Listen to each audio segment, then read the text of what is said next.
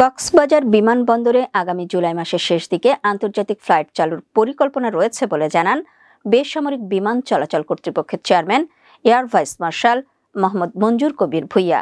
26 June সম্প্রসারিত runway, নির্মাণাধীন terminal ভবন ও রানওয়ে লাইটিং সিস্টেম পরিদর্শন শেষে সাংবাদিকদের তিনি এ তথ্য জানান। এ সময় দ্রুত কাজ শেষ করতে সংশ্লিষ্ট ঠিকাদার প্রতিষ্ঠানকে তিনি নির্দেশ দেন। বেবিচক চেয়ারম্যান বলেন, আন্তর্জাতিক ফ্লাইট পরিচালনার জন্য সব ধরনের প্রস্তুতি ইতোমধ্যে সম্পন্ন করা হয়েছে।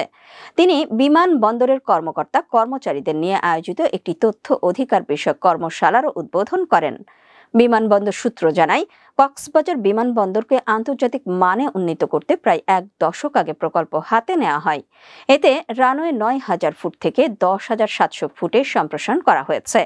এর মধ্যে 1,300 ফুট রানওয়ে সাগরের পানির উপর নির্মিত, যা দেশে প্রথমবারের মতো। চলতি মাস জুনের মধ্যে নতুন টার্মিনালের নির্মাণ শেষ করার নির্দেশনা থাকলেও সময়মতো কাজ শেষ না হলে সীমিত আকারে আন্তর্জাতিক ফ্লাইট চালুর সিদ্ধান্ত নেওয়া হয়েছে। এরই মধ্যে ইমিগ্রেশন, কাস্টমস সহ প্রয়োজনীয় অবকাঠামো প্রস্তুত রয়েছে বলে জানায় বেবিচক। বিমান বাংলাদেশ এয়ারলাইন্সকেও প্রস্তুতি নিতে বলা হয়েছে। এই প্রকল্পে ব্যয় ধরা হয়েছে 1,794 কোটি 31 লাখ টাকা, যা সম্পূর্ণ অর্থায়ন করছে বেবিচক।